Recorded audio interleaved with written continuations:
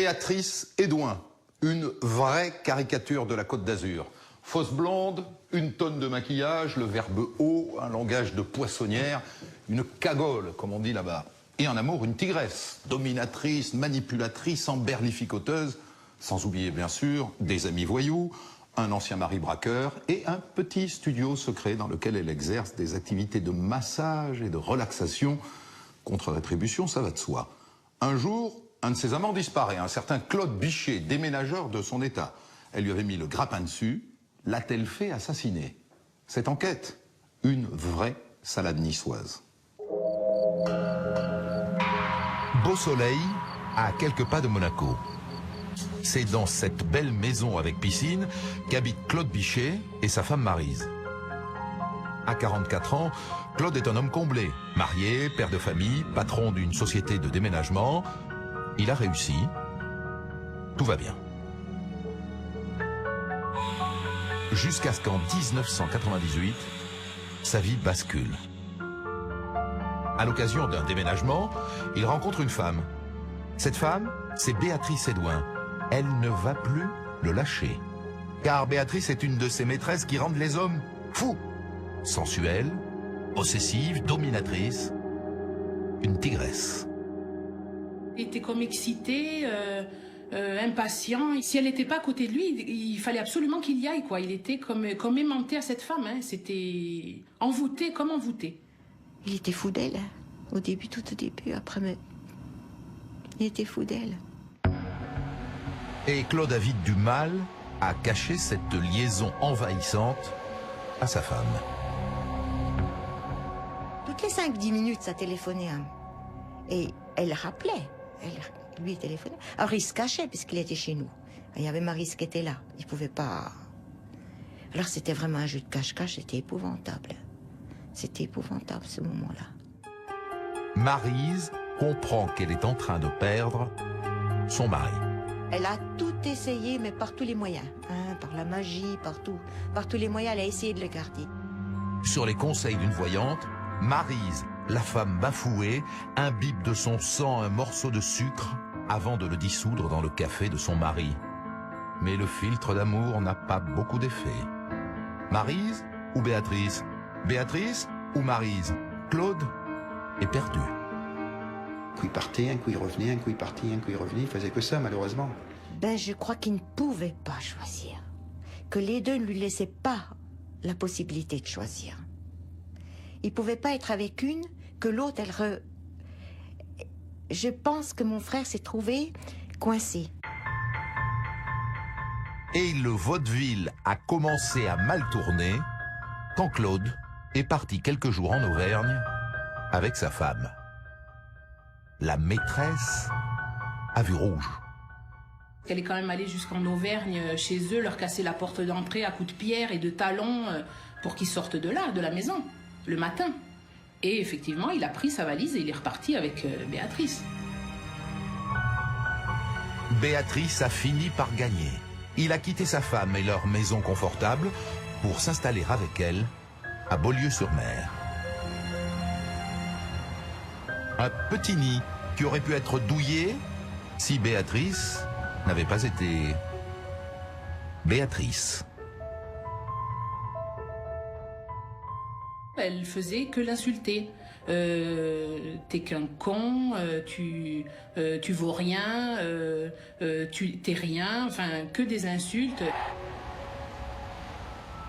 Il en avait marre. Bon, je vous parle cru, mais il me parlait comme ça. Bruno, tu sais, elle me fait chier, j'en ai marre, elle est toujours en train de me harceler et tout. Il voulait la quitter, elle voulait pas, après elle voulait le quitter, mais quand elle voulait le quitter, ça lui plaisait quand même qu'il soit derrière elle à essayer de revenir. Elle aimait que les hommes quand même viennent, lui demandent pardon, s'excusent. De toute façon, une relation calme, ça lui convient pas, elle provoque. Et un jour, Claude craque. Et ce qui s'est passé, c'est qu'ils se sont disputés et Claude lui a renvoyé une chaussure à haut talon avec le visage. Et elle aurait eu une balafre ici. Et elle lui aurait toujours fait la remarque de dire « Toi, un jour, tu verras jamais le soleil ». C'est dans ce contexte un peu tendu, très tendu même, qu'un jour, sans crier gare, Claude disparaît. 12 avril 2001. Ça fait 2 jours que Bruno n'a plus aucune nouvelle de son patron, Claude Bichet. Et on n'arrivait pas à le joindre, c'est ça le problème. C'est que ça répondait pas sur le téléphone. Là, je dis, c'est quand même bizarre. Bruno Baliana sait que son patron a une maîtresse. Il connaît très bien Béatrice. Alors il l'appelle. Mais elle non plus n'a pas de nouvelles. Reste sa femme. Béatrice propose à Bruno d'aller la voir ensemble. Et elle m'a dit, bah, si tu veux, je peux venir te chercher, hein, devant l'hôtel de ville. Moi, personnellement, je pensais qu'il était revenu avec sa femme, qu'il s'était remise avec. Honnêtement, c'est ce que je pensais. L'employé et la maîtresse prennent donc la route. En chemin, Béatrice Edouin explique à Bruno qu'elle n'a pas revu Claude depuis 2 jours. Depuis le 10 avril. Elle a déjeuné avec lui et il est reparti seul. Elle me dit comme ça que je sais qu'il avait rendez-vous à 15h à Nice et qu'il appréhendait ce rendez-vous. Mais elle n'en sait pas plus.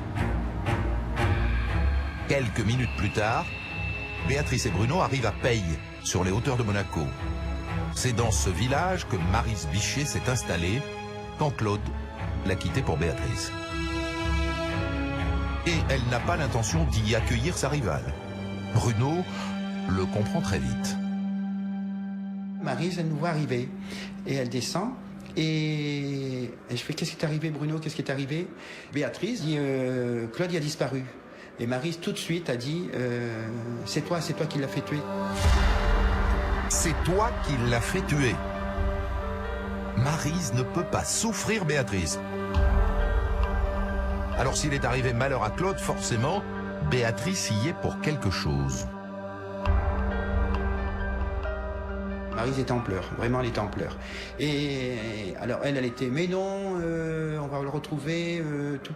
Et c'est de là que Maryse, donc, sa femme, m'a dit, Bruno, tu viens à la maison, toi tu restes là, tu rentres pas chez moi, qu'elle lui dit.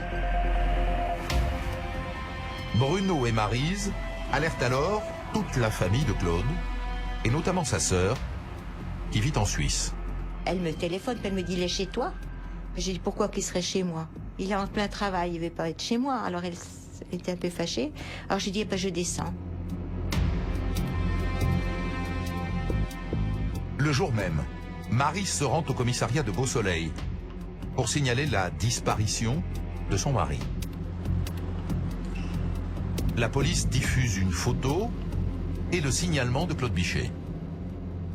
Et les jours passent et Claude ne réapparaît pas. Du côté de sa société de déménagement, les policiers ne trouvent rien de suspect. Claude Bichet est aussi conseiller municipal à Beau-Soleil, mais de ce côté-là non plus, pas la moindre piste. Alors Claude aurait-il voulu prendre le large? Il avait décidé de rompre avec Béatrice. Et il s'était loué un studio. Les policiers le visitent.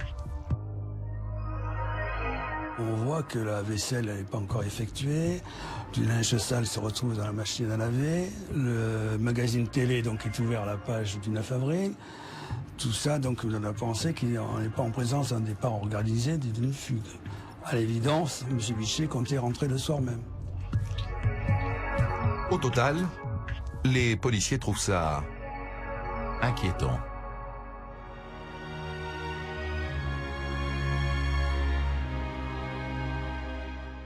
Pierre Bichet, vous êtes le fils unique de Claude Bichet, né d'un premier mariage. Comment est-ce que vous vous apercevez que votre père a disparu?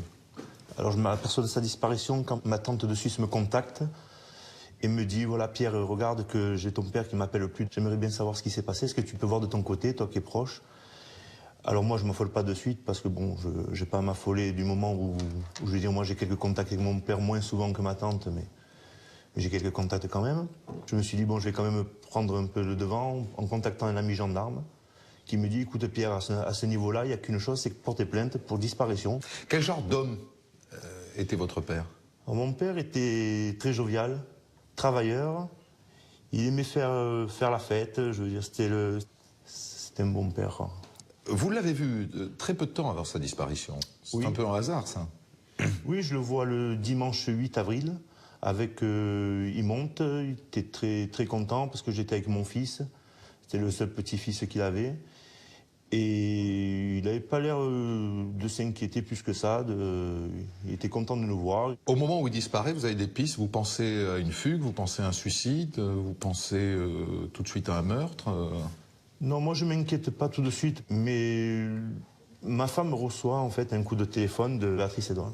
Et c'est là qu'elle nous met un peu sous une piste en disant, voilà, est-ce que vous avez un contact avec Claude? Je ne l'ai plus vu. Ma femme lui répond, tu sais qu'on ne l'a plus vu, nous non plus. Et c'est là qu'elle lui répond, mais on ne tue pas un gars de 100 kilos, on ne le jette pas dans un trou comme ça.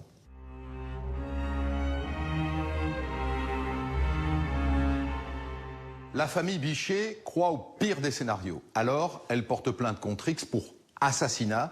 Le procureur saisit alors le commissariat de Menton. Une enquête est ouverte. Les policiers s'intéressent d'abord à l'emploi du temps de Claude. Le 10 avril, le jour de sa disparition, il avait soi-disant rendez-vous à Nice, à 15 h. Il n'a pas de rendez-vous avec des clients sur Nice. Il n'a pas eu de contact. Lotus sans tube est le seul papier toilette sans tube. Un petit geste pour moins de déchets. Sur des numéros qui pourraient nous intéresser sur Nice. D'autant que la dernière fois qu'on trouve trace de son portable, il accroche une antenne relais dans la montagne, au-dessus de Menton. Et c'est à 50 km de Nice. Pour nous, Claude Bichet est resté sur le secteur mentonais, voire sur les hauteurs, où son téléphone va disparaître. Claude n'aurait jamais eu de rendez-vous à Nice ce 10 avril. Béatrice, la maîtresse, a-t-elle voulu lancer tout le monde sur une fausse piste? Elle que tous les proches de Claude désignent du doigt. Tout est confirmé d'un bloc, d'une façon cohérente, que Béatrice Edouin mène une vie d'enfer à Claude Bichet et que son emprise est telle qu'elle est capable, peut-être parce que Claude Bichet a décidé d'en finir avec elle, de l'avoir tuée.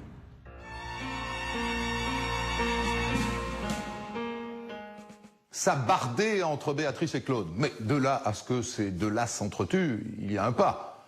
Les policiers hésitent à le franchir quand ils apprennent que Claude Bichet a fait l'objet d'une bien étrange agression 2 mois avant sa disparition. C'était en février 2001. Béatrice et son amant rentraient avec une copine d'une soirée bien arrosée. Claude, ils l'ont mis derrière puisqu'il était pas bien. Il commence à s'assoupir.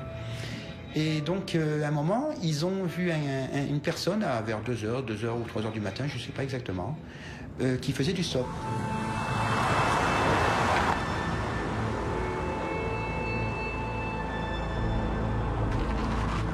Quand il a entendu la voiture s'arrêter, Claude s'est relevé et il a dit « j'ai envie d'aller faire un petit besoin ». C'est là que l'autostoppeur a attaqué Claude, par derrière, avec une barre de fer.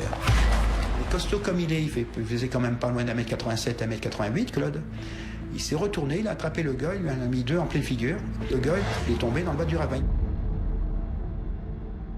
Pierre Bichet, votre père, vous avait-il parlé de cette agression qui est survenue 2 mois et demi avant sa disparition? Alors non, je n'ai pas su de suite l'agression qu'il avait eue.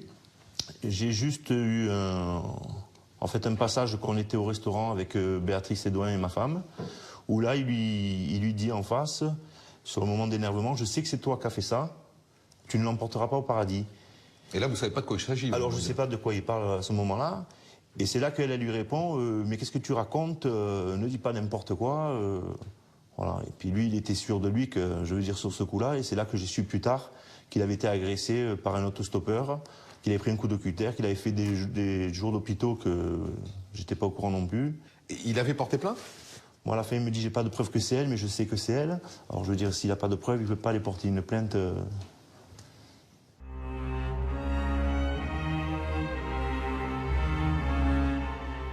Un traquenard monté par Béatrice. Franchement, l'accusation est gratuite. Il n'y a aucune preuve. Mais dans la tête des policiers, l'idée fait son chemin. Et très vite, la maîtresse devient le suspect numéro 1. D'autant que depuis que Claude a disparu, elle se conduit bizarrement. Les policiers épluchent les factures téléphoniques. Ils sont stupéfaits. Malgré leur rupture, Claude et Béatrice s'appelaient constamment, jusqu'à 250 fois par jour. Une relation délirante qui a cessé curieusement au lendemain de la disparition. Elle le harcelait au téléphone, et du jour au lendemain, plus aucun appel. Comme si Béatrice Edouin sait très bien qu'il ne sert à rien d'appeler, puisque de toute façon personne ne lui répondra. À ce stade, les policiers n'ont toujours pas entendu Béatrice. Et ils se gardent bien de le faire pour ne pas lui mettre la puce à l'oreille. On s'est dit, si elle est impliquée, la faire venir pour des banalités ne nous avancera à rien. On n'a pas suffisamment de matière immédiatement pour être certain de la confondre ou de l'amener à des aveux. Donc on va se désintéresser d'elle. On ne va pas la faire venir, voir sa réaction aussi, voir si elle prend contact. Mais Béatrice ne s'y risque pas. Elle préfère appeler la famille de Claude, et notamment sa sœur Yvonne. Loin de se douter qu'Yvonne se méfie d'elle et enregistre toutes les conversations. Allô? Oui, bonsoir Yvonne. Bonsoir. Je suppose que vous n'avez pas de nouvelles non plus? Non. Et voilà qu'un mois après la disparition de Claude, Béatrice se met à insinuer qu'il avait de gros problèmes d'argent. Je me sentais mal, et alors je lui dis que c'est un problème, dis-le-moi, oui, je te donne 50 000 francs. Mais ces 50 000 francs, il me les aurait demandés en France s'il avait eu besoin. Ah oui, je sais pas, il n'a peut-être pas osé. Vous avez aucune idée pour savoir à qui il voulait les donner? Ah non. Claude lui aurait demandé de l'argent, donc il avait besoin d'argent. Donc il aurait demandé à elle, pas à ses proches. C'est assez bizarre cette histoire. Elle devait lui payer un sandwich parce qu'il avait même pas pour acheter un sandwich et puis tout ça. Alors j'ai trouvé ça un peu gros. Et puis qu'il jouait. Il jouait beaucoup, mon frère. Et mon frère ne jouait pas. Béatrice décrit ensuite un homme déprimé, malade, depuis leur rupture. Et c'est depuis la séparation, même tout le monde le dit, que bon, il a complètement été perturbé. Il me demandait tout le temps ce que je faisais, où j'étais. Il faisait des scènes maladives. Hein. Il était très proche de moi, très amoureux. Bien qu'il veuille démontrer le contraire, je sais pas. Il était tout le temps en train de mentir, je sais pas. Il a harcelé une vingtaine de femmes. Il avait un problème intérieur, je sais pas. Mais bon, il permettait des choses qu'il ne voulait pas faire. Hein. Elle le dénigrait de la façon de parler de lui, voilà. Sans dire les mots, mais on avait l'impression que c'était vraiment pas bien, c'était vraiment... Elle essayait de savoir ce que nous, on savait. Elle nous tirait le verre du nez, comme on dit, hein, c'est ça? Ouais. Et qu'est-ce qu'il vous a dit à vous? Il avait qu'est-ce qu'il vous disait? Vous savez ce qu'il me disait, on a parlé plutôt privé, nos choses privées. Hein. Oui. Mais il était très bien, hein, mardi, très bien. Vous ne pouvez pas me éclairer un peu à votre tour? Bon, mais écoutez, moi je... C'est un problème, je me fiche. Oui, bon, mais de toute façon, ça ne servira de toute façon à rien, que vous n'êtes plus là. On doit le rechercher et on verra. Hein. Oui, quand même, éclairez-moi à votre tour. Mais écoutez, moi j'ai rien à dire en principe. Hein. Elle vient exclusivement aux informations. Elle veut savoir l'état d'esprit de la famille et elle veut savoir si on envisage l'issue d'un homicide ou d'une disparition crapuleuse. Pour les policiers, Béatrice ment, tente de manipuler la famille, de brouiller les pistes. Elle cache quelque chose, reste à la coincer. En juillet 2001, 3 mois et demi après la disparition de Claude Bichet, les policiers placent Béatrice Edouin sur écoute. Toutes ces lignes, car la dame répond à plusieurs numéros. À l'époque, Béatrice Edouin a 47 ans. Elle est veuve depuis l'âge de 25 ans. Après la mort de son mari, elle a refait sa vie avec un ancien braqueur dont elle a eu 2 enfants. Mais en 98, après 10 ans de vie commune, elle l'a quitté. Elle a déménagé et c'est là qu'elle a rencontré le déménageur Claude Bichet. Elle avait 44 ans. Et grâce aux écoutes, les policiers découvrent que 3 mois seulement après la disparition de Claude, Béatrice a déjà tourné la page. Elle vit avec un monsieur qui est concierge à Monaco, un homme tout à fait sympathique, avec une éducation qui est vraiment relevée sur les écoutes, et on s'aperçoit rapidement que Béatrice Edouin ment en permanence. Elle ment à son nouvel amant, elle ment à ses proches, elle ressemble trait pour trait à la femme versatile et capricieuse qu'on leur a dépeinte. Béatrice Edouin, je dirais, peut passer du soleil à l'orage de manière extrêmement rapide.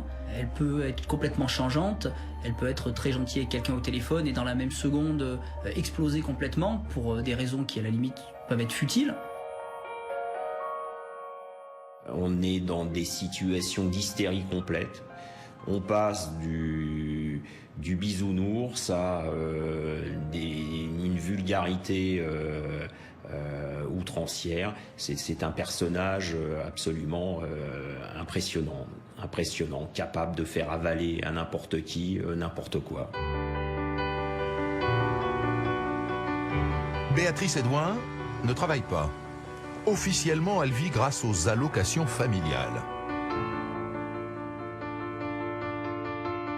On apprend qu'elle fait énormément d'achats, effectivement, pour du mobilier, pour des rideaux, n'importe quelle chose qui lui passe par la tête et qui lui plaît. Béatrice va l'acheter. On apprend qu'a priori, son compte bancaire lui sert pas à grand-chose puisqu'elle paye tout en... Lotus sans tube est le seul papier toilette sans tube. Un petit geste pour moins de déchets. Liquide. Les policiers vont comprendre. Le jour où Béatrice téléphone à un journal régional pour passer des petites annonces. Lova propose des massages en tout genre. Masseuse, on n'a pas de qualification particulière la concernant là-dessus, on n'a pas d'infos sur le fait qu'elle puisse avoir des diplômes particuliers pour faire quoi que ce soit. Mais l'annonce en elle-même, telle qu'elle est libellée dans les pages dans lesquelles elle passe, ça fait bien effectivement un pseudo call girl. Béatrice loue un studio sur la promenade des Anglais à Nice. C'est là qu'elle dispense ses séances de massage et de relaxation. Il y a quelques communications avec des hommes qui sont très clairs, très clairs, où on parlera de préservatifs, comme la dernière fois. On connaît son tarif et on sait ce qu'elle compte faire. Donc il n'y a aucune ambiguïté dans les écoutes. Quelque part, on tombe pas du placard, on va dire, avec mes collègues. On se dit, tiens, ça peut cadrer avec elle. Elle est très fière d'elle, encore une fois, très attachée à sa beauté. Donc, on la voit pas effectivement être la prostituée sur un coin de trottoir, mais organiser ou avoir organisé des rencontres avec des hommes qui auraient de l'argent, qui seraient prêts à payer pour passer un moment avec elle. On se dit que c'est possible et que, a priori, c'est le cas. Béatrice Edouin ment. Béatrice Edouin menace. Béatrice Edouin aime l'argent et pour ça elle se prostitue. Mais ça ne fait pas d'elle une meurtrière. L'enquête piétine jusqu'au jour où Bruno Baliana revient au commissariat. Bruno Baliana, c'est l'employé et l'ami de Claude, celui qui s'était inquiété de sa disparition. Il n'a pas tout dit et il vient soulager sa conscience. Le 28 novembre 2001, 7 mois après la disparition de Claude Bichet, Bruno Baliana pousse la porte du commissariat. Béatrice lui a fait des confidences ahurissantes et il ne peut plus garder ça pour lui. Alors il raconte aux policiers, il y a 3 mois, en juillet, il a croisé Béatrice Edouin dans une boîte de nuit de Monaco. Je dis, t'as des nouvelles de Claude? Eh non, mais il faut que je te parle, elle me prend le bras, me fait, il faut que je te parle, de toute façon Claude il est mort. Textuellement. Je dis, attends, faut pas parler comme ça. Je dis, pourquoi tu dis ça? Elle me dit, non, Claude il est mort, mais attends, il faut que ça reste entre nous. Sinon il va t'arriver des bricoles. Elle me fait comme ça, alors elle montre en son doigt. Elle m'a dit, Claude, je l'ai fait liquider. Je dis, attends, mais au début, je pensais qu'elle plaisantait. Je l'ai fait liquider. Bruno a bien senti que Béatrice ne plaisantait pas. Elle lui a même expliqué comment elle avait attiré son amant sur les hauteurs de Menton sous prétexte de lui faire visiter une vieille maison. Je l'ai guidé avec le portable et quand il est arrivé avec son 4x4, il s'est garé. Et elle lui avait fait comprendre de racheter cette maison pour se remettre ensemble. Lui, il est rentré, mais il a vu 2 personnes en train de couper de l'herbe. Il était un peu anxieux. Alors Béatrice, elle lui fait, oui, tu vois, cette maison-là, tu vois, il y a des travaux à faire, mais ça serait bien si on habiterait là maintenant. À ce moment-là, 2 hommes seraient rentrés dans la maison. Ils arrivent vers lui, et là, ils ont sorti une arme.